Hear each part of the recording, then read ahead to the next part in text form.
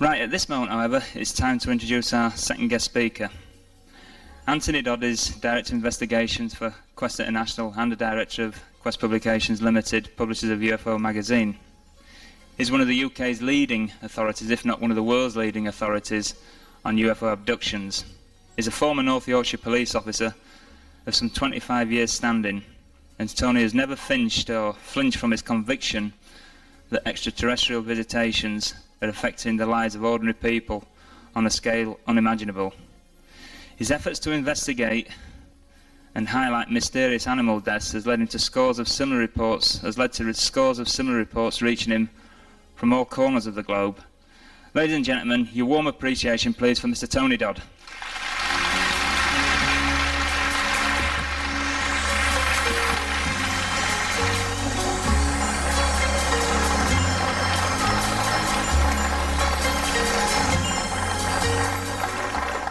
Thank you, ladies and gentlemen. It's always nice to see all these faces, particularly of friends who come here every year to see what new information we can reveal. There are so many of our investigators and so many other groups which attend these things. It's almost a club get-together, if you like. But I would like to just say a thank you to all these people who have travelled long distances to come today, and particularly friends from Northern Ireland, all over the country. And of course I do know that we've got people from Denmark, and of course United States, and all our people from Puerto Rico, all good friends, all working on the same thing, and that is to get answers to this thing.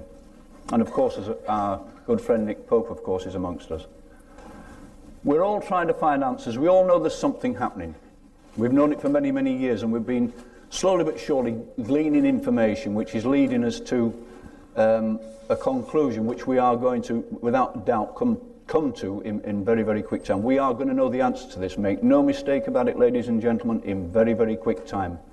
Of that I'm in no doubt. Things are building up so fast now in all parts of the world. The authorities are not going to be able to keep this thing down much longer. They've done a hell of a good job over the last few years, but they just cannot keep this thing down much longer.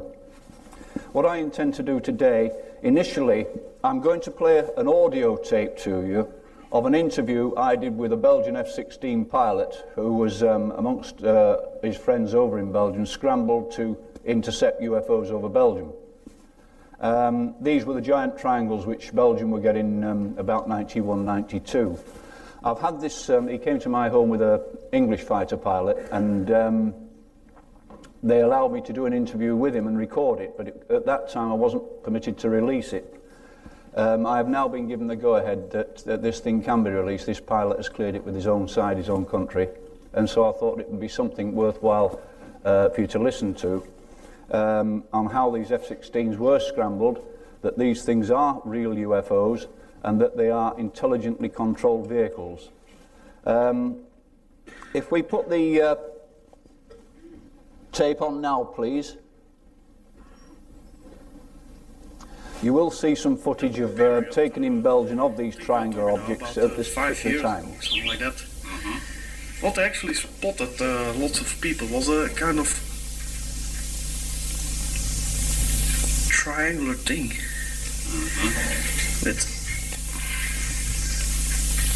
these things really big spotted lights which showed downwards. That was really the shape how everybody explained it actually. Yeah, triangular with the light on each corner. Yeah. On each point, yeah. So really hovering around at really, like we said, at 30 feet or what, really low. Yeah. And just going away. Then the Belgians, they began to take things a bit more seriously, and I was at that time, I was based in Bourges, which is on F-16s, a fighter base. And we have always a QRA with two F-16s ready to scramble within 10 minutes after an emergency call. What happened was they began to take things more seriously, and I had already some colleagues who were scrambled.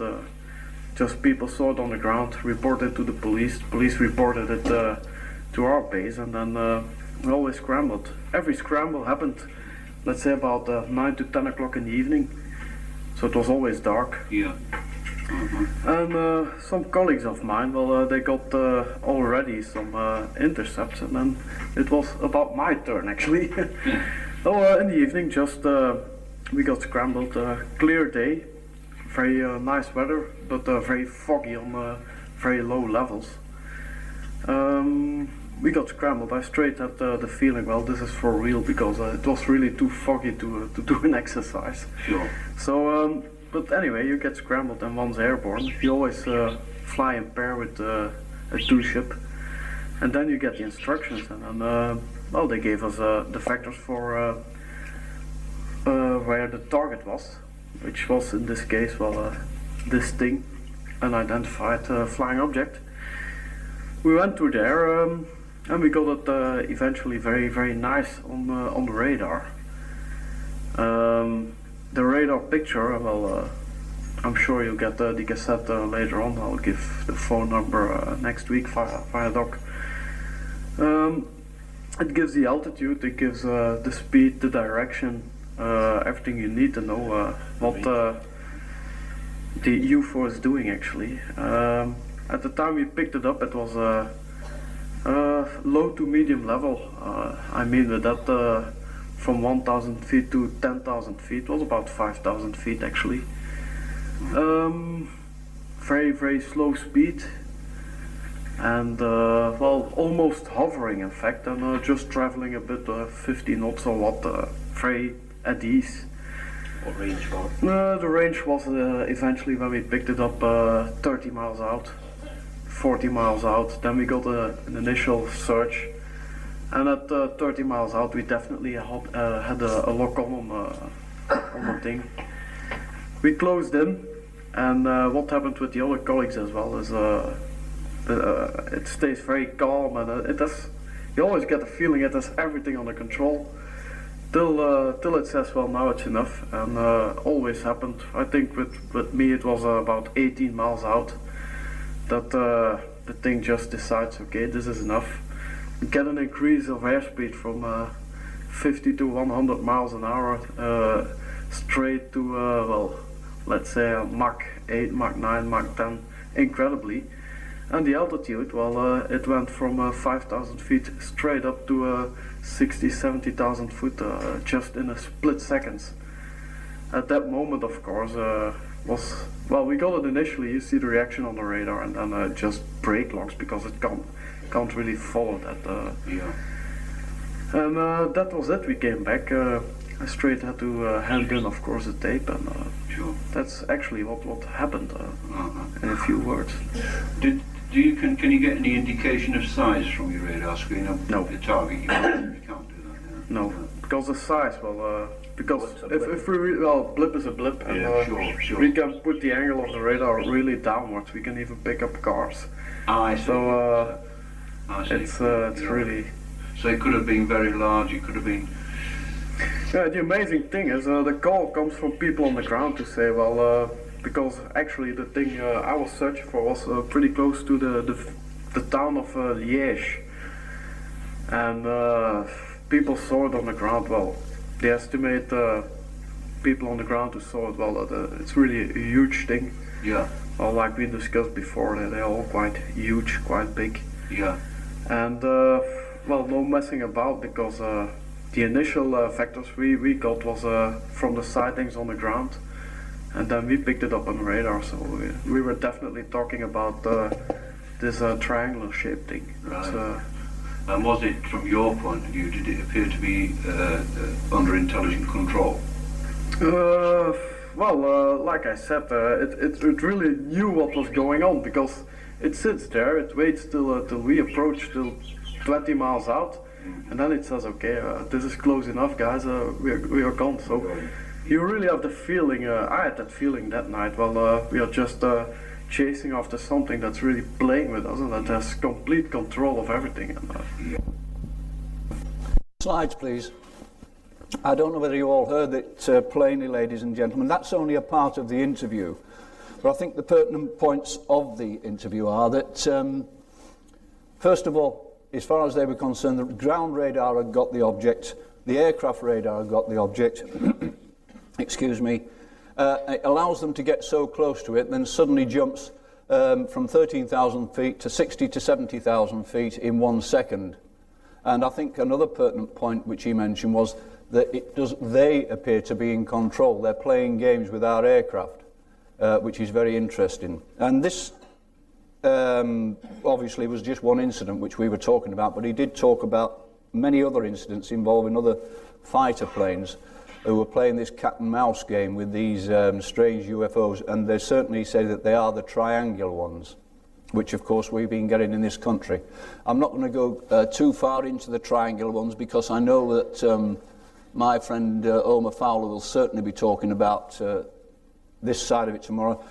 Just to say that I've had reports of these things in various parts of the country where they're as big as football fields.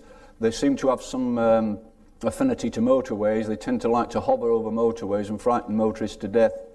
And I've had quite a few reports of these kind of encounters with these huge triangles. And of course there have been other encounters where all the electronics have been cutting out on vehicles and things like this, and they certainly seem to have the ability. Whether they do this intentionally or not, I don't know, because it doesn't happen all the time. It only happens in certain circumstances. Right, what I intend to go on to now, I'm going to talk a bit about the events which have been going on in Iceland and still are at this moment in time. Obviously, a lot of you people will have heard me talking about Iceland previously at other lectures I've given, and the various situations which have been developing out there over a period of time. And my early information coming out of Iceland was about the triangular objects, the huge triangular objects which were appearing there.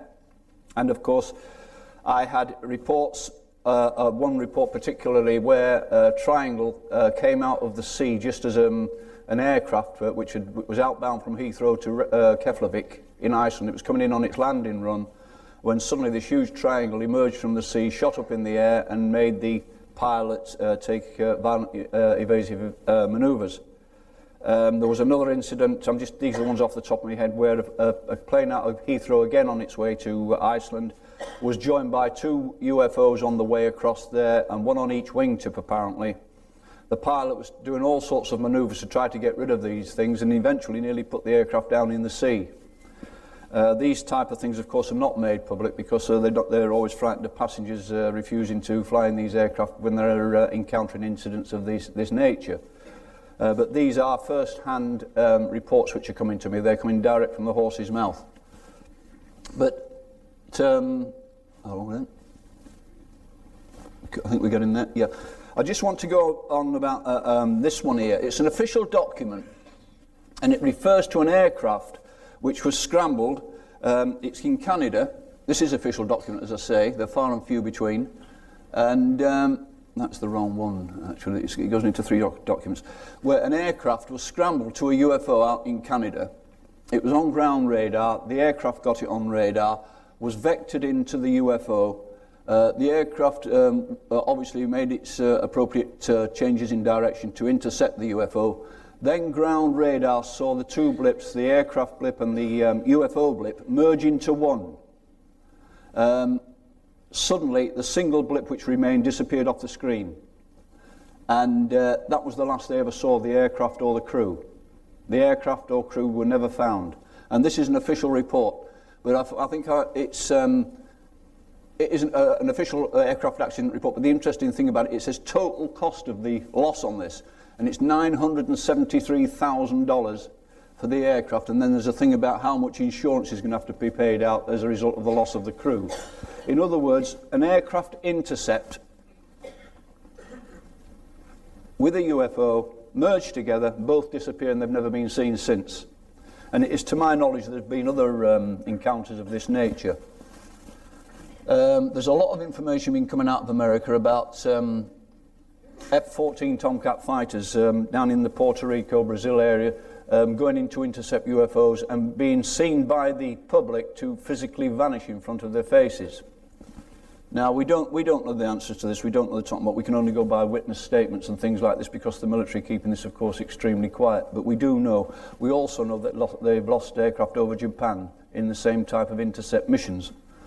People who have been attending these conferences for a while will remember Foxtrot 9-4. That was the Lightning, which was scrambled over the east coast of England to intercept a UFO.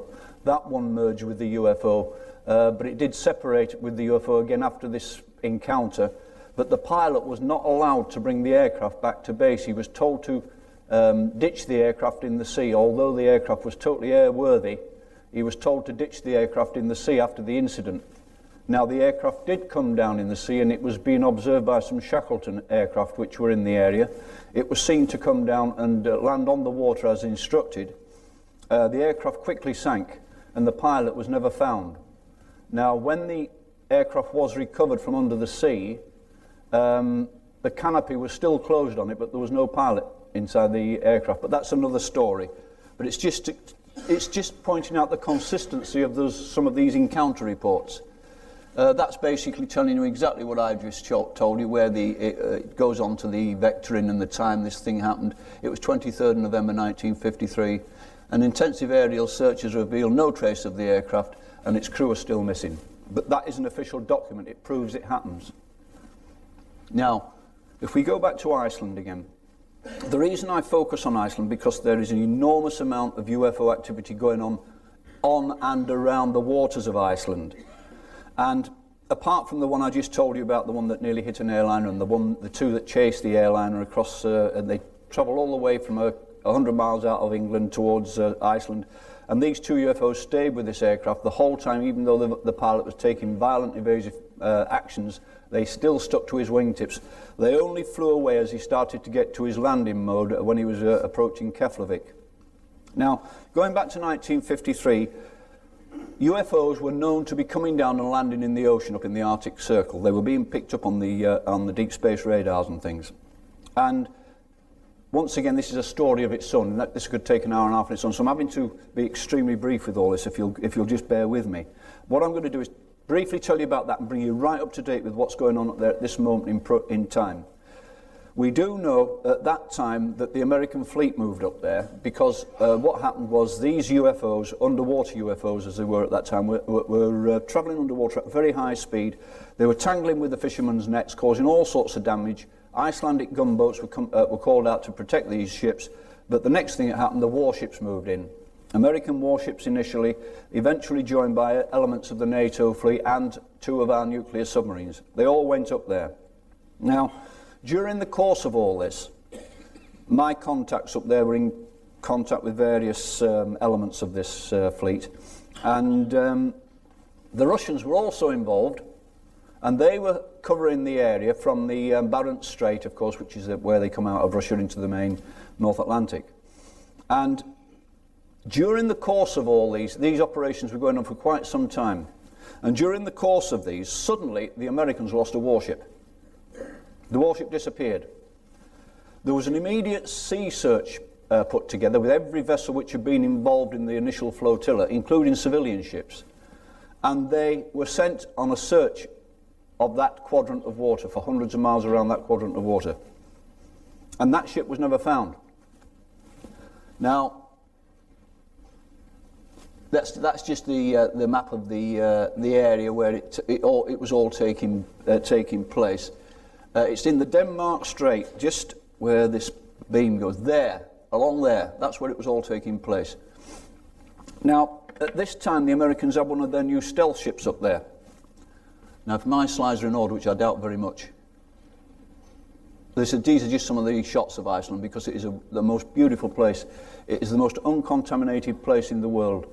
And we wonder why this activity is up in that particular quadrant of the world. Is it because it is so free from pollution and everything else? Well, that's one of the nuclear submarines that went up there anyway. So I'll get to the stealth ships eventually. But there was the American stealth ship up there. Now, the American stealth ship, as much as we know about it at this moment in time, it isn't an aggressive ship. It's not an attack ship or anything like this. It's full of extremely sophisticated electronic gear, which is for scanning. Basically, it can scan in the air and it can scan under the water and pick anything up moving either way, either in the air or in the water. And it's so advanced is this thing, it can guide a whole fleet by virtue of what's happening in this ship. Anyway, the search went on for this American destroyer, and they never found it. I don't know what happened to it. They don't know, but I'm telling you, people on the scene were searching the sea for a long, long time, and they didn't find it. And without going into detail, that is what got me into trouble in America when I talked about previously being threatened when I went out. When I was lecturing out there, I talked about this, and I talked about this American ship which had gone missing, and it upset a great many people out there. I shouldn't have been talking about it, apparently. But going on from there were all sorts of things happening whereby these triangular objects were seen coming out of the sea. And on one occasion, I got a ship-to-shore telephone call from some of my contacts out there, and they were in a state of absolute panic. There were two of these huge triangles that suddenly emerged out of the sea, and they were hovering very, very close to several vessels which were out at sea fishing at that time. And they were hovering over the top of the ships, or very nearly over the top of them. And suddenly, during this conversation, all the telephone conversation broke and everything. I lost contact and everything else. And I got reconnected about some 15 minutes later, and apparently all the electronics on all these boats had gone down. And they suddenly said what happened is these two giant triangles suddenly came down very, very slow out the sky and went straight down into the sea. And the moment they entered the sea, all electronics on the ships came back again. Now, who is it that's flying these giant triangles? Who is it that's got something which can hover in the air, things as big as football fields without sound? It can go down into the water like a submarine. It can shoot out of the water up into the air. It can vanish. It can do what that pilot was talking about, jump from 13,000 feet to 60 or 70,000 feet in 1 second. There's no way this is something we've got. For a start, pilots could not stand the G-forces in such vast and fast movement from a standing start. It would kill them outright. There's no question about this at all. Now, from the Iceland point of view, they know. It's not a case of they're speculating that aliens are here. They know that they're here.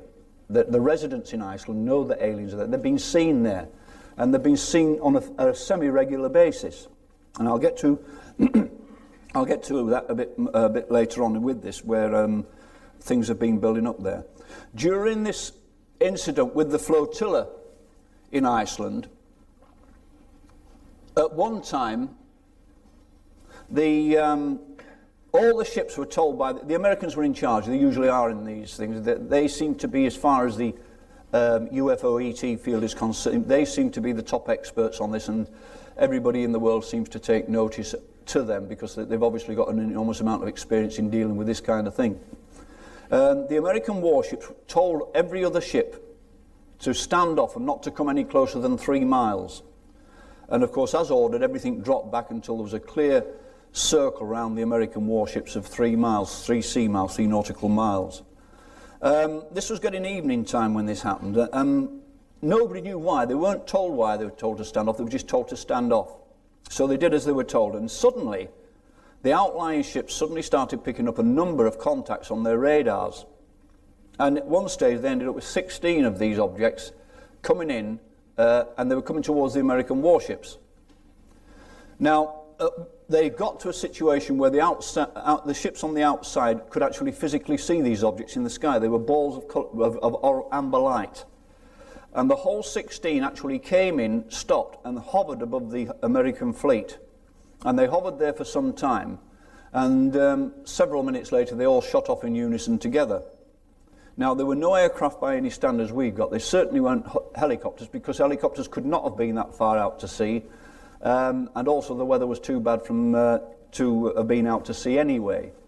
So we had that situation where these extraordinary events were taking place up there, and they seemed to be interacting with the American warships. So we went on a little bit more, and there were continuous events taking place around Iceland at that moment in time, and it's still going on to today. Now, a very, very interesting thing is that recently a lot of Icelanders, they're rather a spiritual type of people, the Iceland people, have been receiving some sort of strange telepathic message. And this message says really to them that they have got to congregate at a certain location in Iceland when the aliens are going to actually come down and they're going to face with them. Now, this was picked up by hundreds of Icelanders, all separately from each other, and they were getting together, and they all had this same location. It's something like that Close Encounters film. And an arrangement was made for this lot to get together and to all congregate at a certain location in Iceland, a remote area near a glacier, on the 26th of August. That's when this so-called meeting, or whatever you like, was going to take place. It was all across the front pages of the Icelandic newspapers. And lo and behold, 2 days before this event's going to take place, the NATO fleet turns up. 5,000 NATO troops descended on Iceland last weekend, accompanied by a huge flotilla of warships. Out of the blue, unannounced, although the authorities knew they were coming there at the last minute, and they all descended on Iceland. And they're still there to this moment, that is for sure. So the rendezvous, as it was going to take place there, was cancelled. Apparently these people who were going to go to this particular location, somehow or other they were told, don't bother. And so that was cancelled. But as I say, there are still events going up there which are involving large elements of NATO, large elements of warships. And one has got to wonder why. Is it possible that there is some sort of aggressive action being taken between our forces and a certain alien race? Now, when the previous incidents were taking place, I told you about, when the Americans lost the warship, my contacts out there who were out at sea and part of this flotilla at one stage picked up radio messages which were being transmitted from the Russian element of the fleet. And these radio messages, what they stated was, we are engaging unknown underwater craft. And we can only assume by when they say engaging, it means the same as when our forces engage. That means they're engaged in hostilities. And that most certainly took place as well up there. I'm watching this Iceland area very, very closely because it seems to be the focal point of a lot of new developments which are taking place at this moment in time. I have got many contacts out there, and this is just pictures of the stealth ship which they had out there.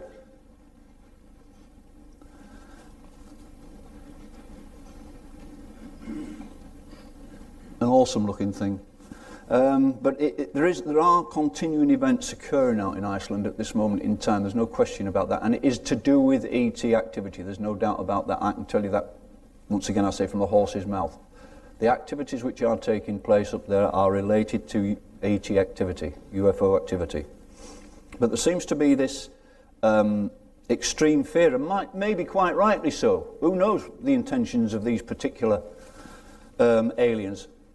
It seems whenever they tend to sort of appear in a particular area in concentrations or in large numbers, the next thing we have an enormous military presence there. And I suppose it's all our people get a bit twitchy when something comes down like that. What's its intentions? Why is it here? Has it got some malevolent intentions in mind? And therefore they're doing their job. They're doing their best to protect the country. That's possibly what it's all about. But the point about it is they are here. ETs are here. No, there is no question about this whatsoever. And there's a great deal more proof available of this, but that's another time. So, okay. We've talked about Iceland, we've talked about the fighter pilot.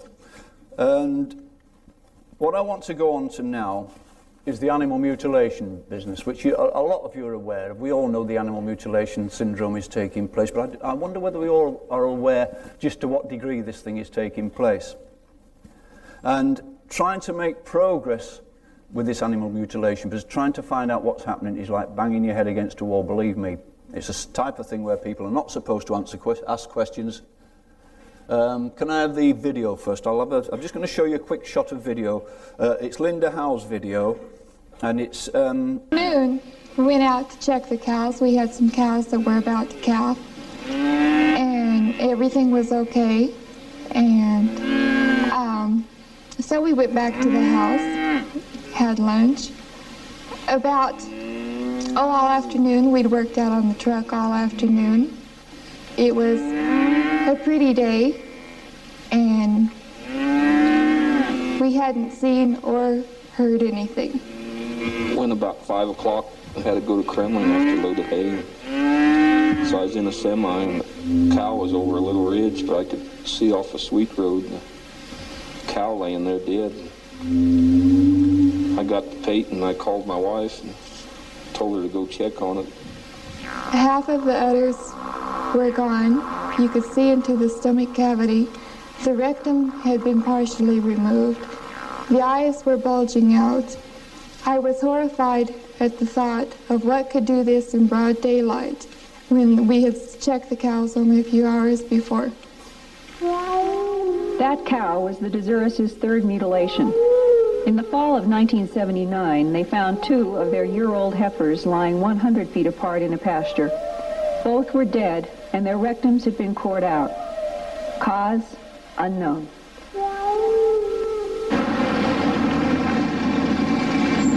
One deputy sheriff in Wyoming is so frustrated with the mutilation mystery that he has gotten his local crime lab's cooperation to investigate mutilations as they would human murders.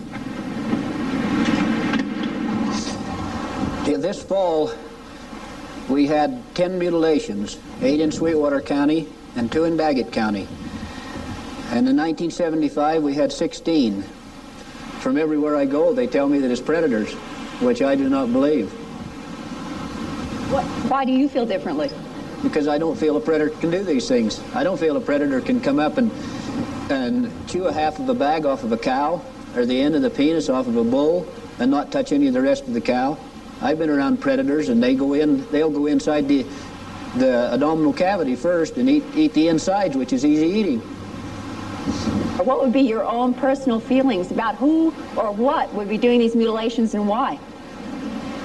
I wished I knew. I don't have any idea who is doing it. We have investigated several things, cults, different things like this, but we haven't come up with any answers to any of our questions as of yet. Slides, please. That was just to give you some idea of these mutilations. They're not. We were initially under the impression that these mutilations were only taking place at night, but that is not the case. They're taking place in broad daylight. Yet, even though they're in daylight, nobody ever sees them. Who's done it? Now, I'll just go through 1 or 2 slides on the mutilations, which some might find unpleasant, but it's the only way you can describe something, by showing people the visuals. These mutilations, like that land, happened on the east coast of England, and where they've had a real blatting with animal mutilations over the last couple of years. And once again, one farmer had 40 sheep in a field killed in one night this way. They actually, people have heard me talk about this, but where they actually got a vigilante group of farmers together and they sat in the fields with their guns because of this particular field being subject to this blatting. And they sat there all night in this field one night, never saw a thing. Following morning, there was a mutilated sheep in the same field as where they'd been sitting guard. Now, I've only just recently found out a very interesting thing about this, because one of the people who was in that field, and I've only found this out in the last few days, he'd been having a lot of problems, head pains and blacking out. And he was once involved in a road accident where he had quite severe head injuries, and he went to, obviously, the hospital because of this business, and they said that they scanned him and said they thought he had a very slight blood clot on his brain. But interestingly, while he's going through all this, it turned out that 2 of the other people who were in that field the same night as him have also developed the same symptoms and have also ended up at hospital with the same blacking out situation and loss of memory and all sorts of things. And they reckon both of them have possibly got a very small blood clot on their brains as well. Maybe a pure coincidence, but it is a big coincidence if it is the case. So there was 40 odd in one field. It went on for weeks and weeks, did this over at the east coast of England, up near Scarborough, Fylingdales, Whitby, all that area. They were getting a real blatting. And it continued for an awful long time. Animals were being killed and they were being quickly removed by the Ministry of Agriculture, who moved in, who refused to talk about, deny all knowledge. And now that one is from Northern Ireland, as our friends from Northern Ireland in the audience will know. It's just a typical cattle mutilation where there's not a sign of blood around, of course. With any of these mutilations, you never find any blood. There's hideous wounds, there's organs removed, but never a sign of blood. Now that one, that cow there has got half of its jaw's gone. It's just the skeleton of its jaw. Various organs have been taken from it, including its udder. That is for Northern Ireland. I'm just pointing out this goes on all over the place. It's not going on just in the States or Canada or Puerto Rico. It's going on here. It's going on in Scandinavia, and one has to wonder at times whether this does affect human beings, whether they ever do find human beings in the same situation. And we do know about the one that was found in Brazil, which I haven't brought the slides today because I'm sure it could distress people to see it. But it is going on. Now, I was talking to my good friend from Puerto Rico, George Martin, before I came on, and of course George is going to, he'll thrill you with what he's got to tell you about what's going on there, so I don't intend to get involved in it. But one thing we were saying is that what is happening here with our animal mutilations is identical to what they're getting in Puerto Rico and Brazil, but he will go into that. Foxes, all forms of wildlife. One time we thought it was only domestic animals it was happening to. That is not the case. It is happening to all forms of wildlife, and it doesn't matter how big or how small the animals are. And as I go on with this, you'll see by the time I come to the end of this slide exactly what I'm talking about. Hole in the head, brain has disappeared, rectum cord out, no blood anywhere in the body. There was one incident out on the East Coast where, and once again some people may have heard this before, where a chap was driving along the road in broad daylight. As he was driving along, he said he suddenly seemed to be sort of a mist in front of him in the distance. And as he was driving along, suddenly a badger fell out of the air and landed in the road in front of his car. Of course, he jumped on his brakes violently. He said he did catch the badger with the car, but he didn't hit it hard because it dropped a few feet in front of him and he jumped on his brakes. When he got out, the badger was still kicking, but it had a hole in its head, just the same as this fox had. And unfortunately, the badger died very, very shortly afterwards. But this thing fell out of the air.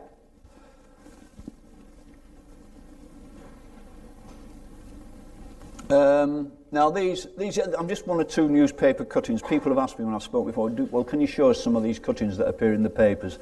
That was about mutilations which were coming down in North Wales there. They were getting sheep mutilated down in North Wales, and that was just an article that appeared in one of the local newspapers relating to these sheep.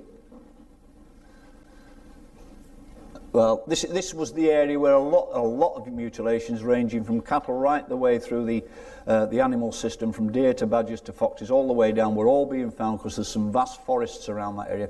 But it's interesting that it's in close proximity to a Ministry of Defence establishment. And whether there's any significance of that by that, I really don't know. Now that is one of the deer that was found up in Finders. Can you see the hole in the centre of the head, which is perfectly round? There's no way it's a gunshot wound, by the way, that, ladies and gentlemen. It's far, far too big for any gunshot wound. There's not the slightest sign of blood. The brain's gone. And my understanding, that's a fox that was found. That was down the south of England. Now, I don't know. It was one that was sent to me where they said this fox had been found in this lady's garden. They considered it was possibly an animal mutilation by the sort of pattern that we talk about. I'm not so sure. It's certainly got organs removed. There's certainly no sign of blood there, which of course are indicative of this type of thing. But maybe it is, maybe it isn't. Now this is one from America, where they were getting all the deer deaths, the same type of thing. I'm just trying to draw the patterns between what's happening in other countries and happening here. And they were getting the same type of things, where there was puncture wounds made in the animals, wild deer, etc., in fairly large numbers. That's a hole in the head of a sheep, and its brain's gone. Once again, no blood. This one was, it's just a drawing. It was a drawing and a statement somebody sent to me, and it was down in Wiltshire, near the White Horse monument on the hillside. They actually found a mutilated white horse at the foot of that hill, and they said it had been mutilated in the standard pattern of animal mutilation. But apparently the authorities quickly moved in and removed the carcass of the horse, and then nobody could find anything more about it. And so that was going on at the time when they had the Operation Blackbird, monitoring the corn formations when they were appearing. You might be, just to throw another one in here, once again some of you probably know that there's just been what would appear to be a relatively big breakthrough in this corn formation business. There is a formation appeared in the last, I think it's within the last week or 10 days, and they're calling it the snowflake formation, and it is a perfect snowflake pattern, the pattern you get of snowflakes. Now, interestingly, there was a student apparently down there with his girlfriend, and they were camping out near Alton Barns, and in the middle of the night they suddenly spotted these balls of light flying around over this particular field, and he had his camcorder with him, and he recorded 2 balls of light coming in over this particular field and then starting to, if you like, dance with each other and moving in a spiral effect over the top of the field. Then at some stage they were joined by 2 more balls of light, which he has also got on camera, and all 4 balls of light start to do these aerobatics over this particular field, and then eventually they shoot away. All this was caught on camcorder. Anyway, the following morning, this exact field where these things have been flying over, they found this snowflake effect pictogram. And I understand that Colin Andrews has got this video in his possession. I don't know what his intention is to do, but he has got this. The people who took the video want nothing to do with it. They're shy of publicity. They don't want the names revealing or anything. So if it is what they say it is, it's a very, very interesting breakthrough. But they're certainly going to, apparently they're having the film analysed at this moment in time. Well, that was just digressing slightly. Yep. People who've heard me talk before will have heard me talk of all the seals which were being found minus their heads up in the Orkney Islands and those areas where the bodies of seals were being washed up onto the beaches, and they all had their heads, well, we say they were being washed up, they were being found dead on the beaches in quite large numbers. And they were all minus their heads, and this was happening over a period of days.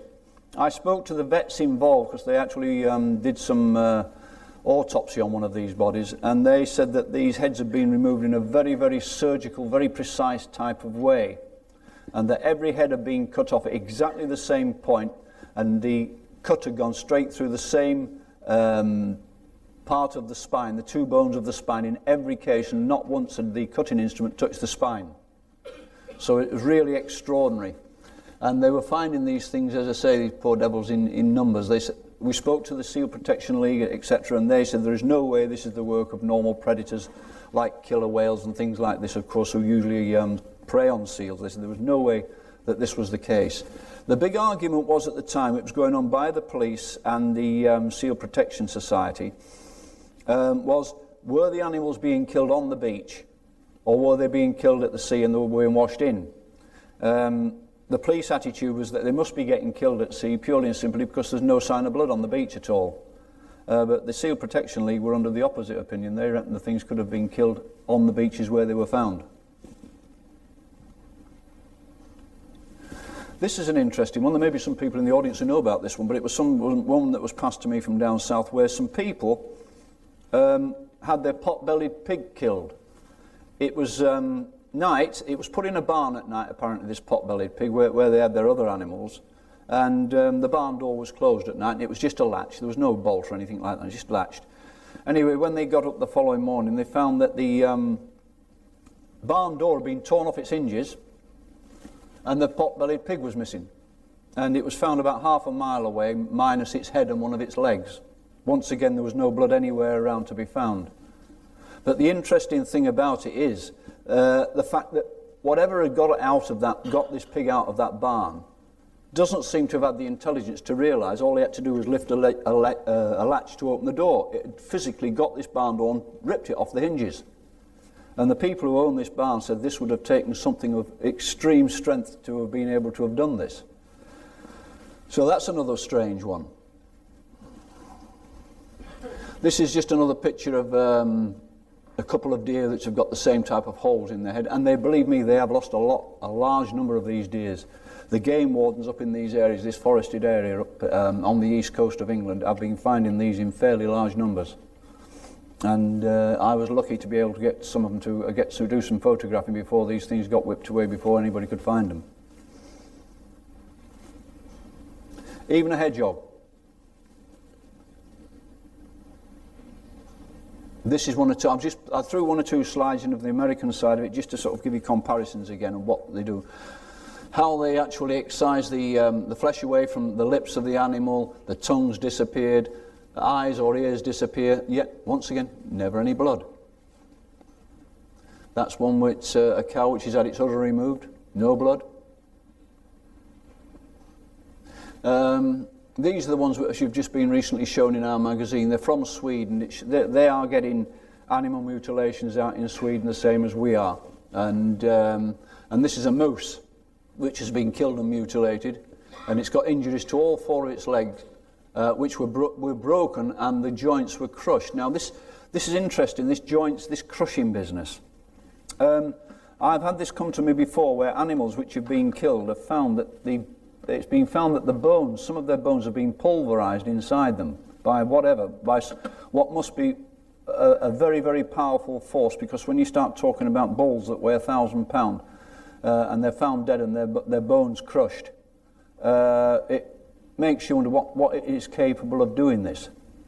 And that brings me back to the case of the Captain Mantell case, where the pilot went up with an aircraft to intercept a UFO and was lost. They eventually found the aircraft crashed about 100 miles away, and the aircraft had come down to ground. The way it had come down on the ground was totally contrary to the way it should have come down. It didn't come down nose first. It was a nose-heavy aircraft. It didn't come down nose-heavy. It came down flat, like as if it just flopped down into the ground. But the reason I mention this is because when they got the pilot from the plane, it turned out that every bone in his body had been crushed. And they just couldn't understand why, because these injuries were not consistent with an aircraft crash. That's just a chief inspector of the Swedish police with a Geiger counter testing for radiation. That's just a close-up of the one of the animals. That is to show the way the rectum is cored out, absolutely cleanly cored out, by some method that we don't even have the ability to do at this moment in time. Now, we're coming to the last ones of these now, but I want to focus on this because these are mice. They're obviously mice. It's a bad picture because they're slightly out of focus. These were found on a farm down in the south of England, where they've been having an awful lot of UFO problem activity, whatever you want to call it. Now, we first had a case of this about, maybe 18 months ago in Barnoldswick in Lancashire, where a family were being subject to all sorts of UFO alien activity at their home. I went to interview them at their home. They'd had all sorts of strange things happening, UFOs appearing outside their house at night, strange visitations when they were in bed at night, all sorts of electronic interference at their home.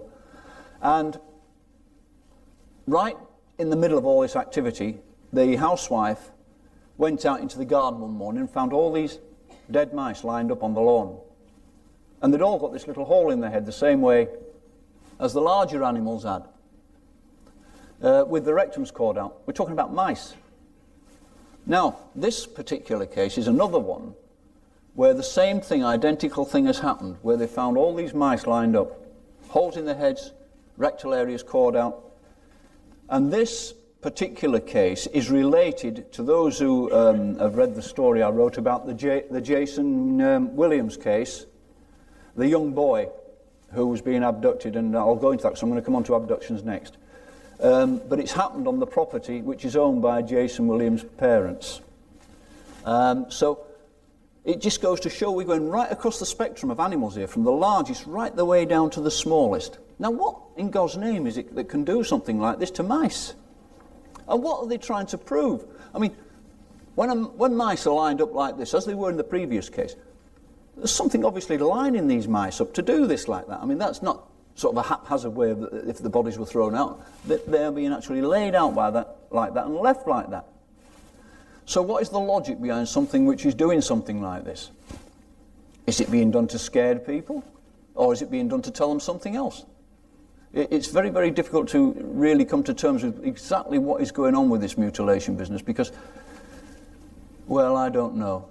There is something doing it, and as I say, my friend who will be following me speaking will put you in the picture a great deal more with what they have come up with, and they've come up with some very substantial information. I honestly believe that this is being done by some ET. Everything points at it being done by ET. UFOs are being seen flying over the fields where this type of activity is taking place. Regular way, people are reporting UFOs over the fields. Then they find animals mutilated in the fields where these UFOs have been overflying. I have written to more professors of veterinary sciences, agricultural sciences, you name the sciences, and I have a book with everyone listed at all the universities and everything else.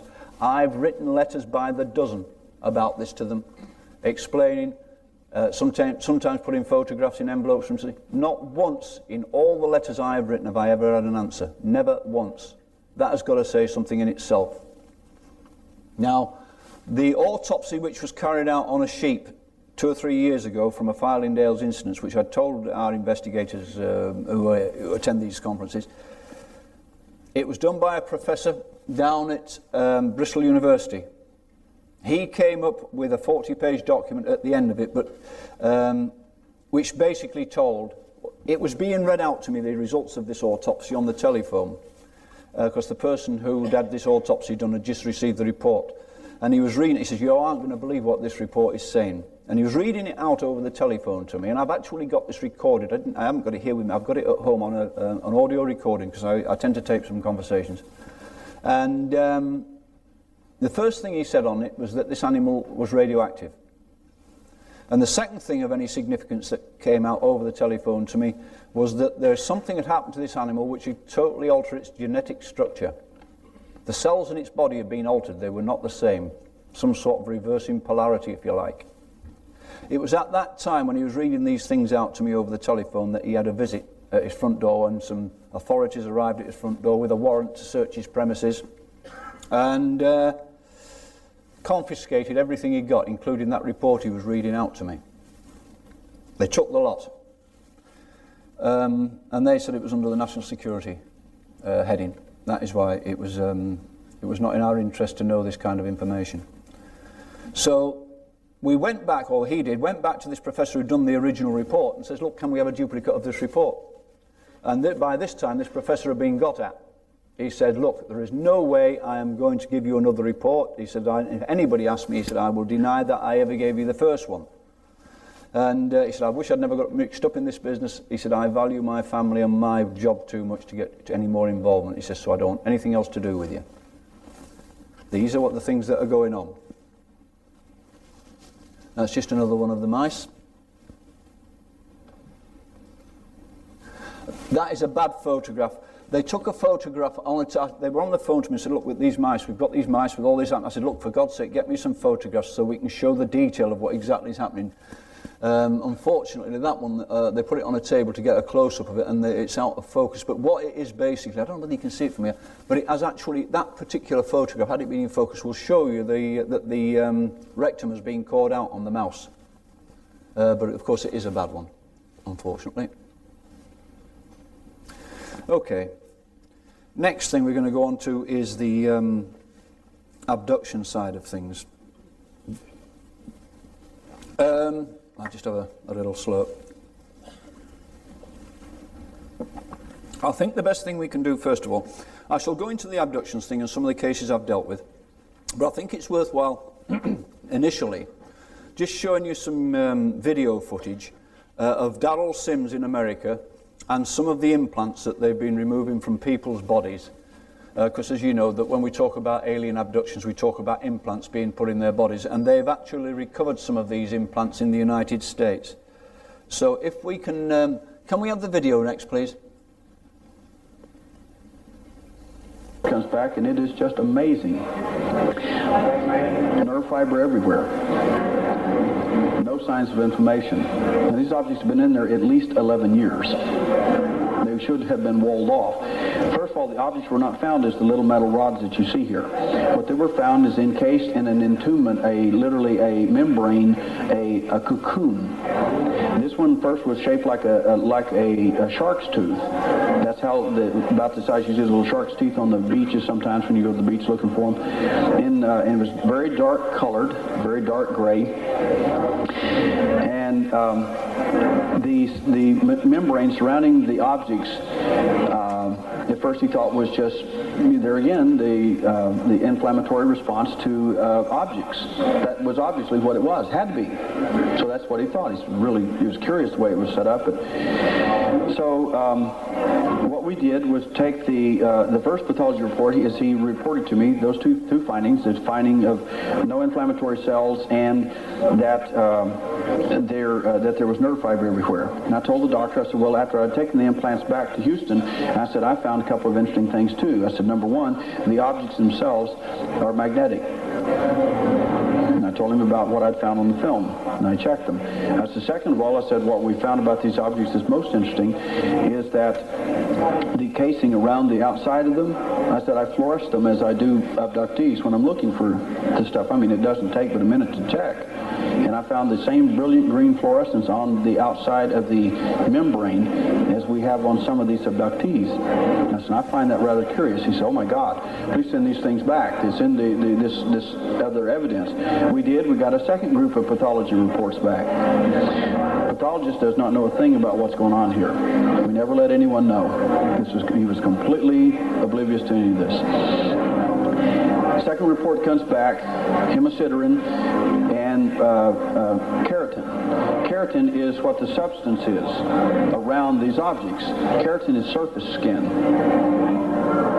What would surface skin being wrapped do? What would it be doing wrapped around these objects in bulk and then lodged immersed inside nerve fiber, lodged deep inside the body? Now this lady and this man both have had two different kinds of anesthesia, a long and a short-acting anesthesia injected. I'm doing hypnotic anesthesia with her for two reasons. One is to help her so that the massive shot she's going to go through that will not affect her. So that was effective. And then I'm doing healing techniques with her all through her surgery. You can hear me in the background on the tape doing healing techniques. Yeah, that was I don't know whether you could follow it properly or not, but this is relating to the recovery of implants on abductees in the United States. Now, there is so much argument going on about this abduction business and whether it is happening or whether it's not happening and whether it's something else. Or I was having an argument on radio the other day with Susan Blackmore. Her first remarks about abduction some time ago was that this was being caused by a thing called temporal lobe epilepsy. In other words, the brain was being stimulated in a certain way by external electronic forces. If you lived in close proximity to high voltage power lines and things like that, this could create a magnetic force which would in fact affect the brain and cause hallucinations. This was shot down in very, very quick time by going to some of the top electronics professors in the business, putting this particular scenario to them, and they turned around and said, she's talking rubbish. They actually committed this to paper, several professors, saying it's absolute rubbish. She was then confronted with this, and then she withdrew this, and she came up with another one. So I had this argument with her on the radio the other morning, where she was talking about sleep paralysis. She was the one who got to speak before I did, and they said, well, what do you reckon to this abduction business? And she said, oh, well, there's no question, this is sleep paralysis. And then she went into detail to say that when people were asleep and suddenly wake up, they find they can't move and things like this. And so she went on and on for some time, and I said, then they came to me and I said, well, sleep paralysis. Well, how come it then that 80% of people who are abducted out in the street, when they're driving cars, when they're walking the dog, when they're out in the garden, or when they're going to work? I said, how do you get sleep paralysis in these situations? Surely to God, wouldn't that be a dangerous situation if you're driving your car and you're suddenly subject to sleep paralysis? So this argument was to and fro between her and me. And in my opinion, my humble opinion, she was talking absolute rubbish. She got shot down with the first theory she put forward, and then she comes up with one of it shows you she can know nothing about the subject to say abductions are sleep paralysis. How can they when they're happening to you while you're awake? When you're not in bed? What she was doing, she was focusing totally on the reports from people who are saying that they suddenly wake up in the middle of the night, they find they can't move, and various other things surrounding it. But with abductions, and we've gone over this so many times, there is no question about it, abduction starts as a child. It starts in the 4, 5 or 6 year age group. And we've had this time and time and time again now under hypnosis when we take people back. It starts as children. Then that child is repeatedly abducted at regular intervals until they get into maturity and beyond. And all the indications are that that child is being acclimatized in some way. It's having something done to it, or that person is having something done to them, right from childhood up and through, as I say, until they get into the later years. And you do get reports of abductions of people when they're getting on into their 60s, but it's very unusual. Usually when they get to maturity and just beyond, they're up to the maybe 50s and that they get abducted. But it seems to be that particular period leading up to that time. Now, I was asked again today by a lady who was interviewing me, what degree is this going on to? And I was asked this on the radio the other day. We don't know. We don't know what degree it's going on to, be purely and simply because there's so many people out there who this could be happening to who don't know it's happening to them. We're only touching the tip of the iceberg. In some cases, people have recollections of the abduction and actually being aboard a craft and certain things being done to them. In other cases, people don't. They'll have a certain strange set of circumstances, as you all well know the scenario, like the two girls I dealt with that were going to work, walking to work, and 5:30 in the morning, pitch dark in Birmingham, walking down the road, and suddenly this light came out of the air over the top of them. And that was the last they remembered until they were walking on further down the road, totally confused. Then it turned out there was an hour of missing time. Under hypnosis, it said it turned out that they'd both been abducted at that moment in time. They'd been put on a table. In fact, they were actually laying on a table next to each other, both naked, and both having various medical type things done to them, including the usual one, and that is where the probe, a needle-like probe, is put into their navel. And that seems to be a very, very common one with all females. And various other things happened in this craft. Apparently they had the handbag of one of these women and they had all the contents out and they were looking, they had excuse me, they had a packet of cigarettes in their hand and they were looking at these cigarettes. One of them had this girl's leather coat and it was rubbing it against its face as if feeling the texture. And interestingly, afterwards, when the girls were walking down the road, this coat was wet and it was a perfectly dry morning. Both women suffered sunburning, or what appeared to be sunburning, to one half of their body and down the chest, the exposed part of their flesh, which once again is a consistent thing with these things. We've heard about this over the years. And that's just Darrell Sims showing some of the slides, the implants in close-up. So that happened to the two girls walking to work.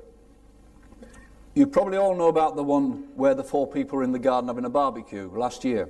When this UFO ball of, well, it was a ball of light initially, but it shot across the sky above the garden and it turned out to be a big circular disc-shaped object. It emitted a beam from the underside. And that was the last they knew until they saw the thing flying away. We had them all put under regressive hypnosis and each one told the same story. And it was told about this beam of light coming from the bottom of this object. They were actually physically dragged inside this beam of light by some small creatures which had come out. And once they hit the beam, that was them, went up inside. And then the various types of medical things that, that do happen in these cases, which are once again a carbon copy because it seems to be the same thing that happens all the time. Now, the next interesting one was the little boy Jason, which has caused me quite a lot of kickback from various elements out there. Little Jason, for those who don't know, haven't read, is 10 years old. And he was in a situation where his mother phoned me because she was up in the air. She didn't know what to do. She'd discussed it with her husband, and he was just the same as her, and they came to me. Young Jason would not go and sleep in his own bedroom at night.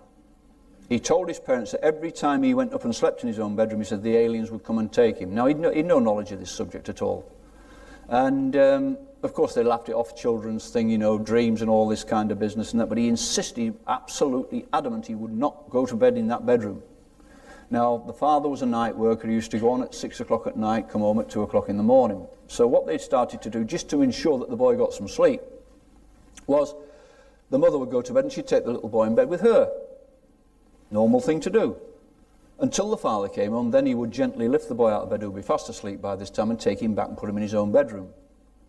And this was working relatively successfully until one particular night. Incidentally, during the course of all this kind of thing, they were having all sorts of strange electronic interferences in the house. Bulbs were blowing at a rate that they couldn't keep up with.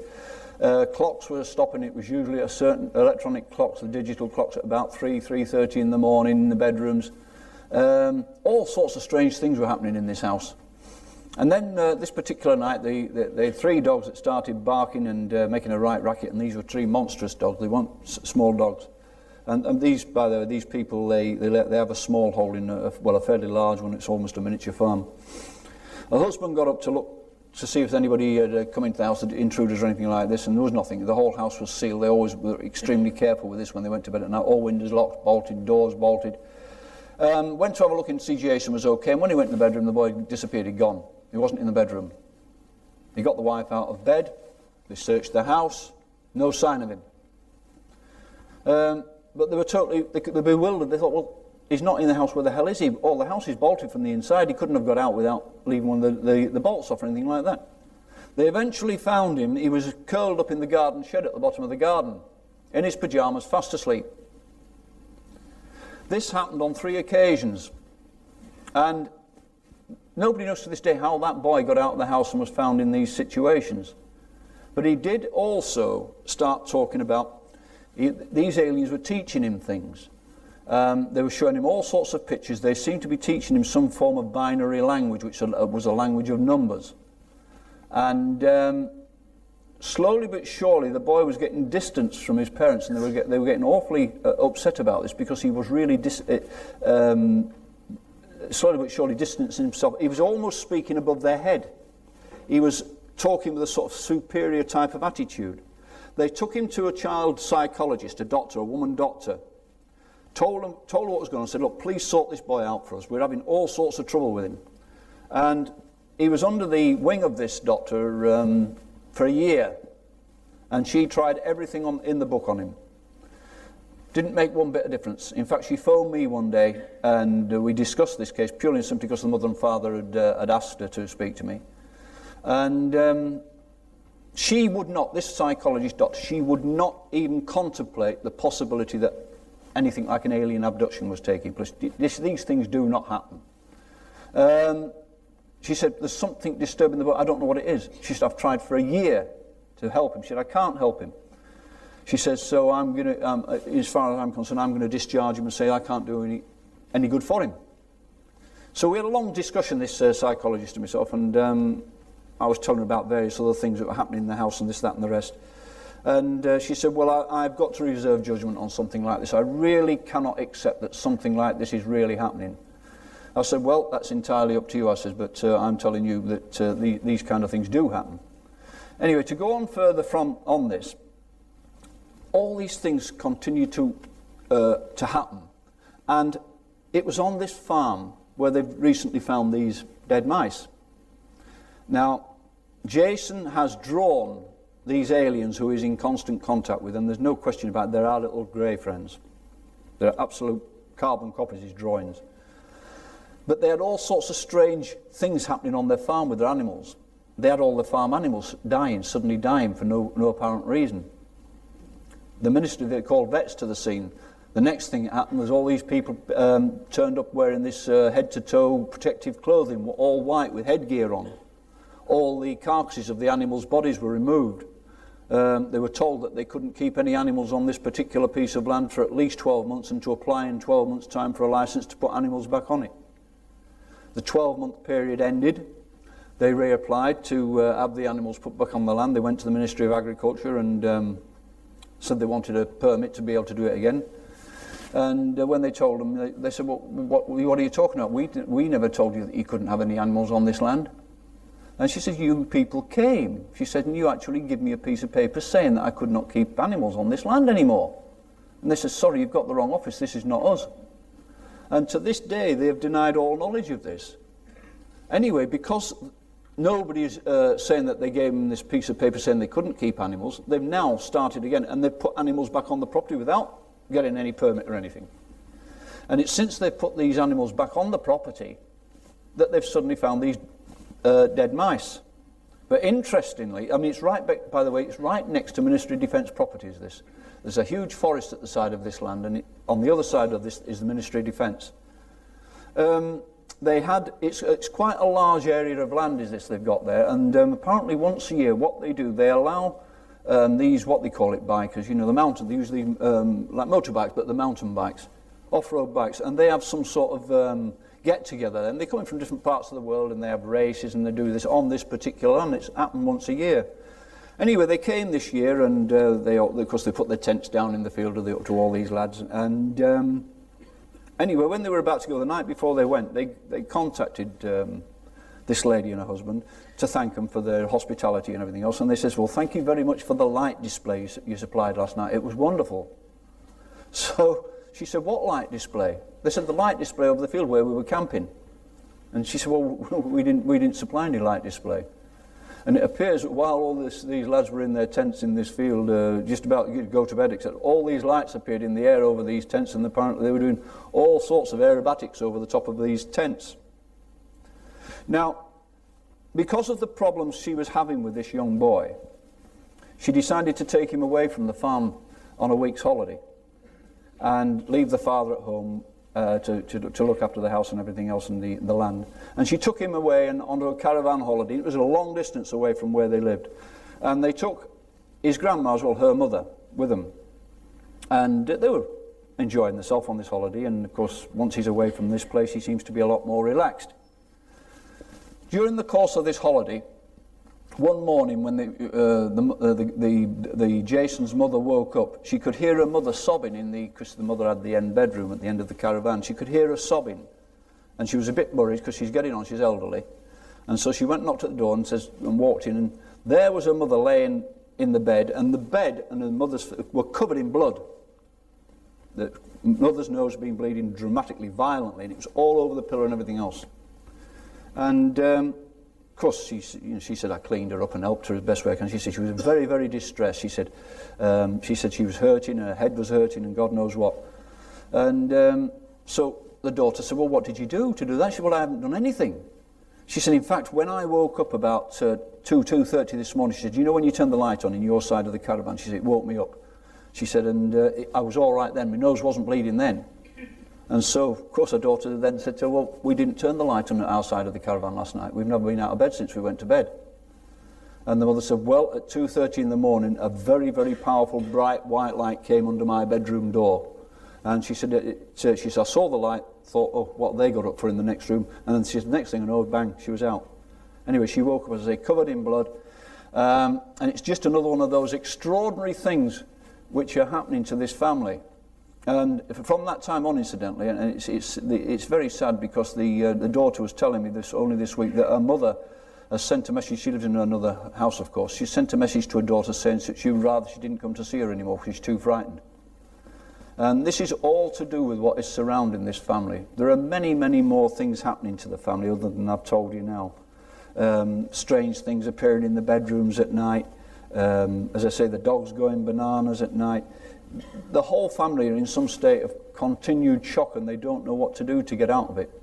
And she phones me up regularly when there's something new happening and says, look, this has happened. The husband got up late the other night. Apparently what they'd done, they'd gone down to the small holding to feed some of the animals earlier on in the evening, and he realised, I don't know, he got home, they were in bed, he suddenly realised, God, we haven't fed so-and-so, so-and-so.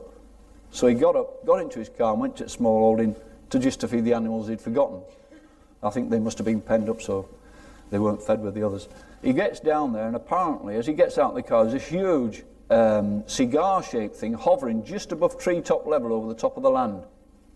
And from his point of view, he got back in his car and drove the other way. So that was, and still is, the continuing thing which is going on with young Jason. Now then, where am I with his slides? I've forgotten them again. That's the usual.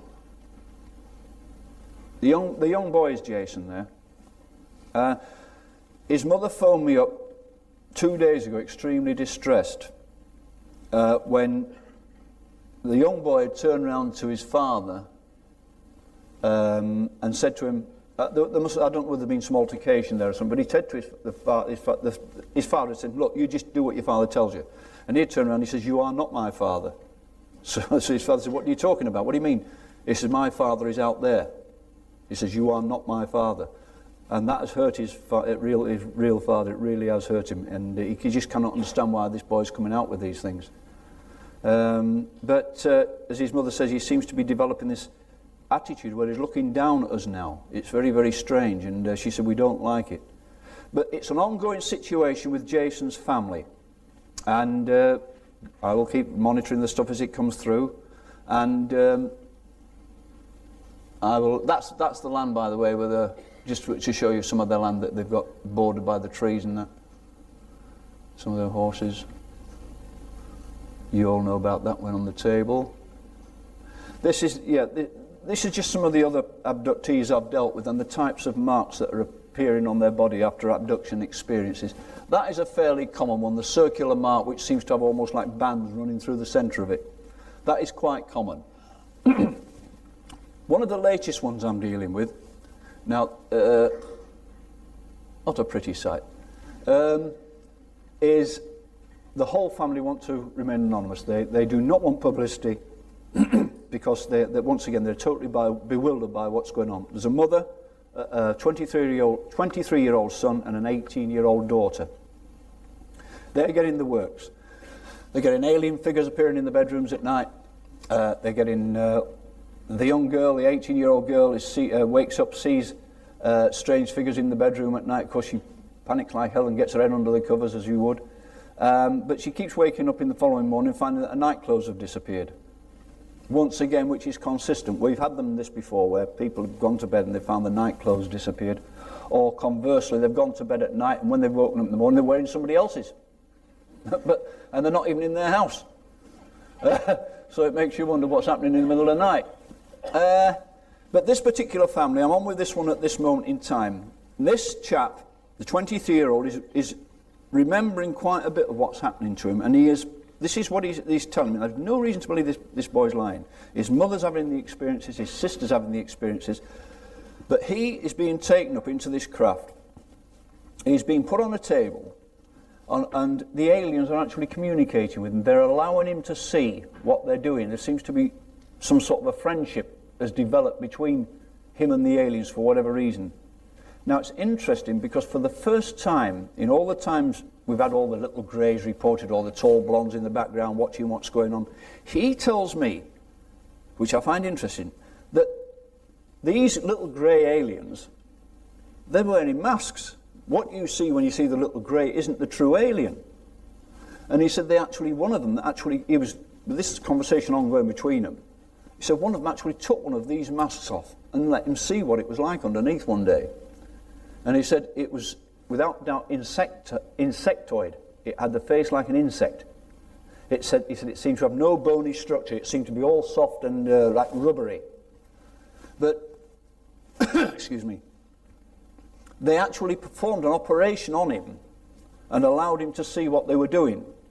And then on his stomach are the marks of this operation. What they did, they cut 3 times down each side of his stomach. Now, this photograph wasn't taken until a week after. They didn't realise that I wanted photographs. And there were 3 cuts on either side of the stomach going inwards, one below the other. Now, interestingly, he says these little aliens, in these suits they wear, they had 3 slashes on either side, almost like gills, down the side of either side of the spacesuit. And They allowed him to see them doing this. He said there was no pain or anything like that. And they said what they told me, that this thing will be of great help to me later on. I wouldn't understand it at this time, but it would be of great help to me later on as I got older. Now, obviously, he woke up in the morning in bed, and could this have been a dream or anything? And of course, there he is with all these marks on his stomach. Now, his mother, she was so upset about this, she took him to the doctor. She went with him to the doctor. And she phoned me the morning she'd been to the doctor. She said, I showed the doctor these marks, and he says, has he ever had an operation then? She says, no, he's never had an operation. He said, well, it's got me totally beaten. He said, I've never seen anything like this in my life then. And so those have appeared on his stomach. Doctor doesn't know, but they have appeared.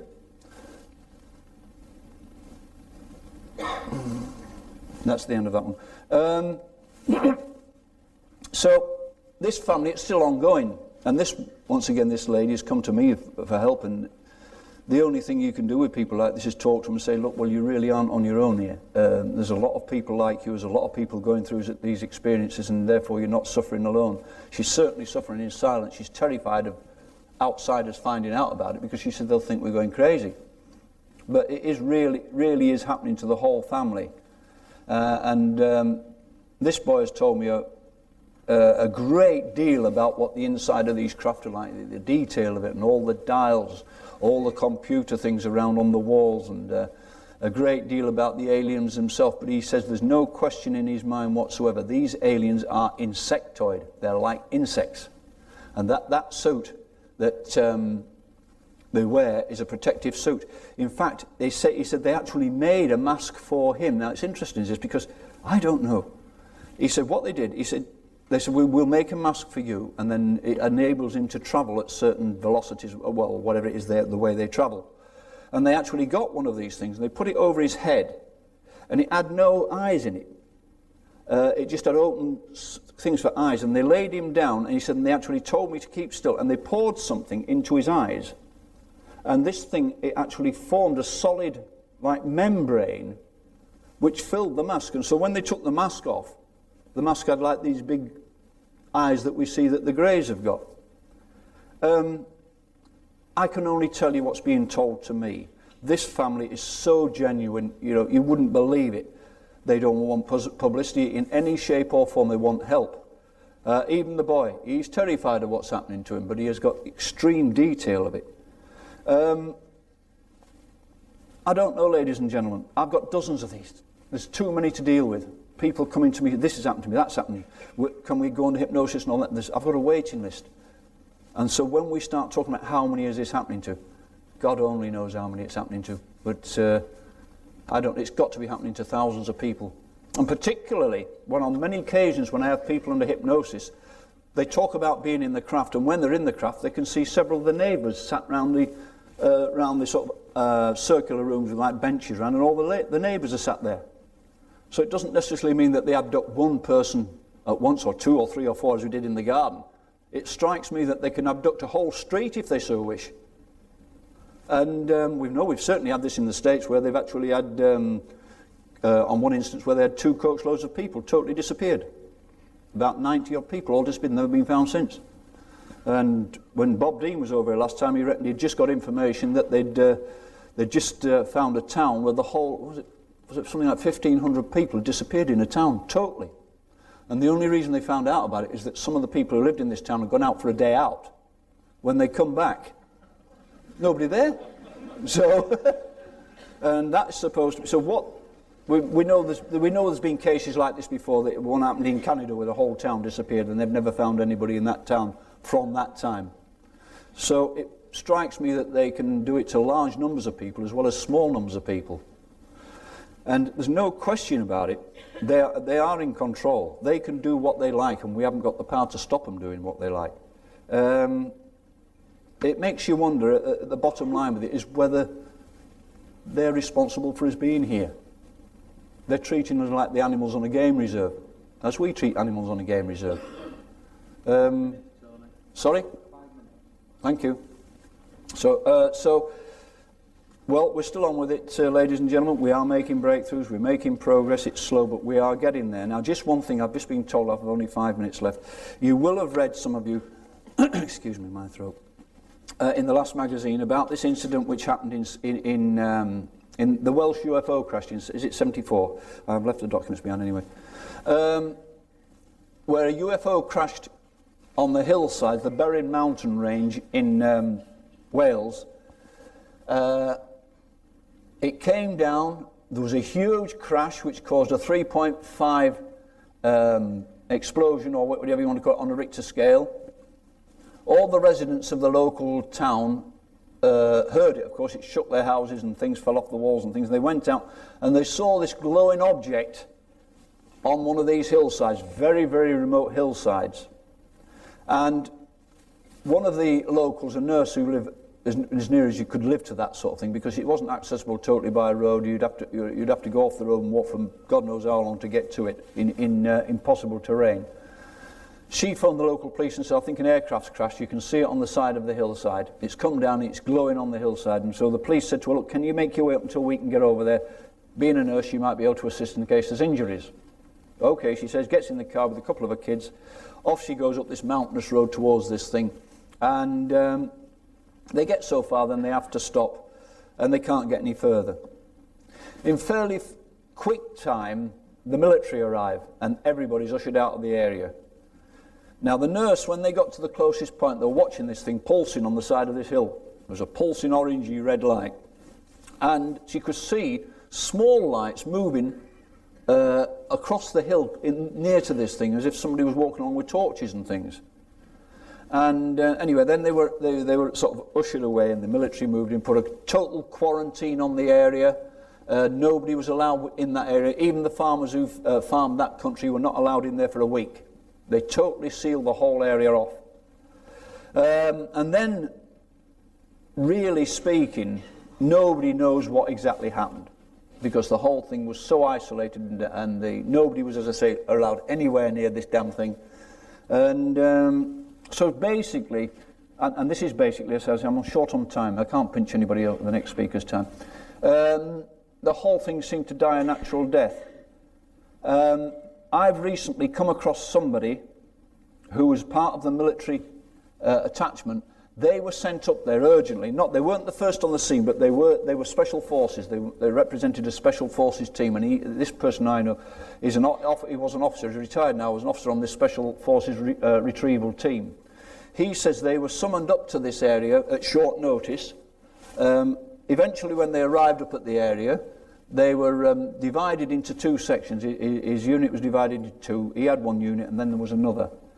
He says that they were told to load some boxes onto their lorries and to take them with all due haste down to Porton Down, which of course is the biological warfare establishment down in the south of England. They did as they were told, exactly as they were told, and of course it was a fair long trip back. So on the way back down to Porton Down, they stopped at a motorway cafe and thought, we'll have a cup of tea, as the army would. As soon as they got out of their vehicles to walk into this place, somebody came out of a car up to them, flashed a pass up and says, you will get back into your vehicles, you will continue to drive until you get to your destination, no stopping. They went continuous right the way back to Porton Down, where they went into the complex there and unloaded these boxes. And it wasn't until then that they realised, when the scientists there opened these boxes, that they got some aliens in them. 2 dead aliens. He said they were human-looking, about 5 foot tall, very, very slim, as if it was somebody who'd been in a concentration camp. He said they certainly weren't human. There's no question that they were not human. And he said, the day he saw those aliens in them boxes down there, he said it changed the course of his life. Now, it wasn't until later that the rest of the unit who'd been there with them came back to their billet, or the resting place. And of course they got together and were talking, and it turns out that the second team, which had been split from them, would actually recovered and given live aliens to take back down to Porton Down. And they were discussing their element, the way they took the live aliens down there.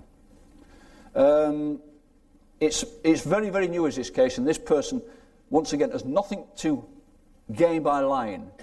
He obviously does not want any publicity whatsoever. I have confirmed that he certainly was in the military Marines unit, in a fairly highly placed area. I'm going deeper and deeper into this to try to bring out something which will be cast iron. We can hold up and say, there's your proof. Because we really are that close, ladies and gentlemen. I've got to stop, ladies and gentlemen. I'm getting out of time. Thanks for listening.